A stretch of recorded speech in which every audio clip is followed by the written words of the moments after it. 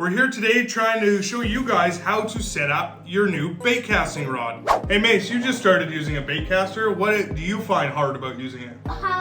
Like when you cast, you have to stop the reel with your thumb on the line.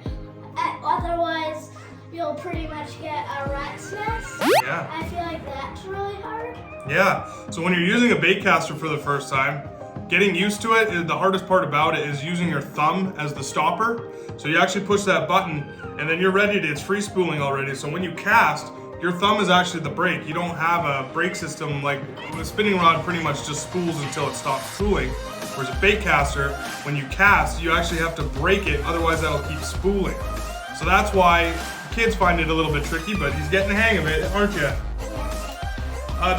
Let's say you just went out and bought a new bait caster and you really want to figure out what to do, but this is your first time purchasing one.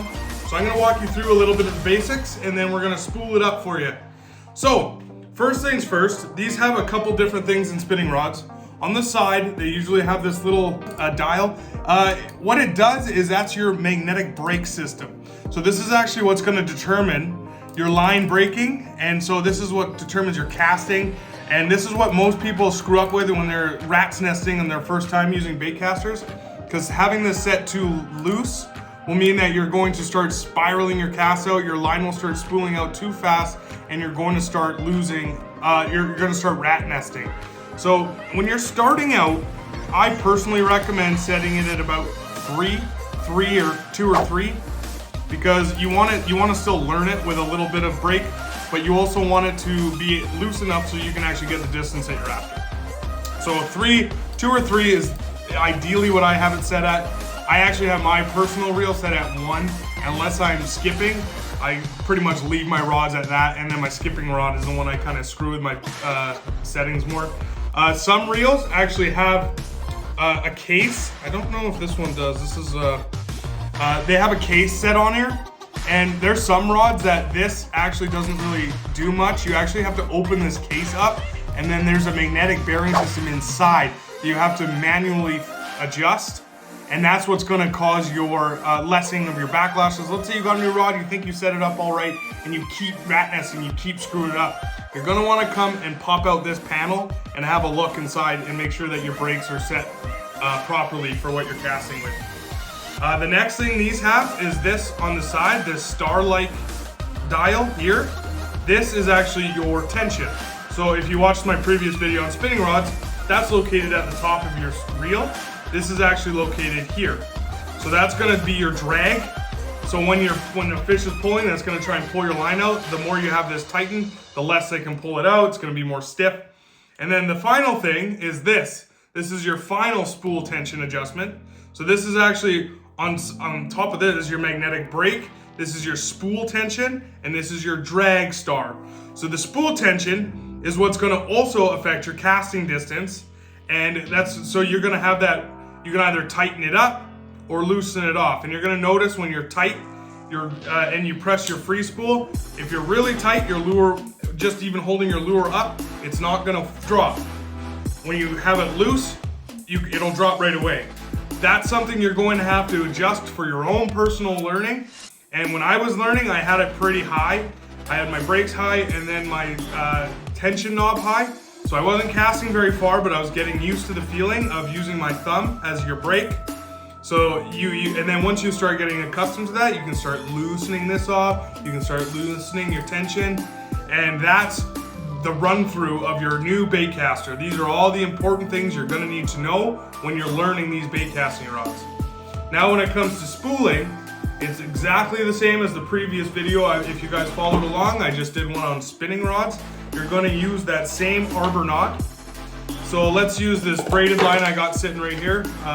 Just a regular spider wire Power Pro. I'm not a big fan of spider wire. Some bait casters actually have holes inside. Now, I personally will always tie through those holes.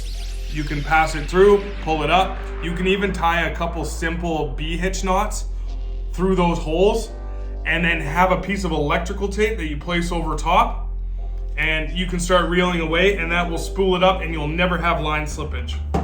A lot of guys will swear by using backing with electrical tape. because it will prevent your line from slipping. I am totally fine with just tying your arbor knot. So again, arbor knot, you tie your knot near the end. And this is just, I don't have scissors with me, so I'm gonna just do this without cutting the line. But normally you tie your knot, you would cut your line right there. Then you pass through your reel and back out the other side, and make sure you're tying it. Oh, and I should mention this actually. When you're spooling a baitcaster, always go through this little hole here.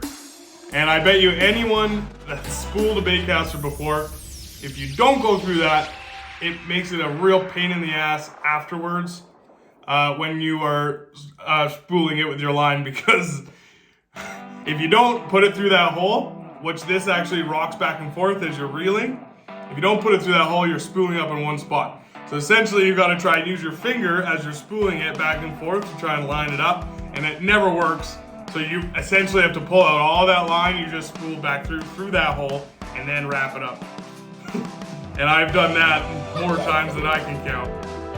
So again, we looped around. So we tie our regular knot through, and then we go back through, and then we just cinch that up with this. But again, I don't have my scissors, so I didn't cut that. So you just cinch that up till that knot bites, and then you're good to start reeling. And again, just spool it up. Now that you're through that hole, it'll spool it up all the way for you. And when you have a kid with you, you can make him pop that hole through the pencil, and it will spool. There you go. Once it's pointed at the reel, then it'll just run. And you see, I'm using my other finger. I'm pinching the line with my other hand and reeling so I get that tighter bite. And then, so I'm pinching here, he's holding that pencil, and I'm spooling away. And again, this is a similar thing to those spinning rods. You don't want to spool it up too much. You want to get close to that ridge, usually about a couple mil away from that indentation, that brass part there. All reels are a little different. But again, you just want to make sure you don't have too little line, but you don't want to over spool your line, because that's a big problem and that'll affect your casting as well. So there we go, and then you can snap that back onto your rod, and then you feed your line through the guides, and then you tie your hook.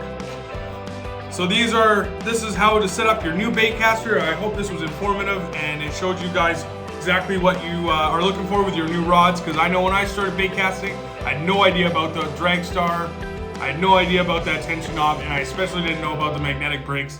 So hopefully that you guys learned a little bit of something in this one. And make sure to check out our video if you are still learning tying a fishing hook. I have in one of my other videos. I also have things like how to rig a Texas rig, a weightless Senko, in my shorts. So make sure you guys subscribe, and we'll keep bringing out these cool fishing videos so you guys can learn how to take your little guys out in the water, and for you yourselves to learn how to fish.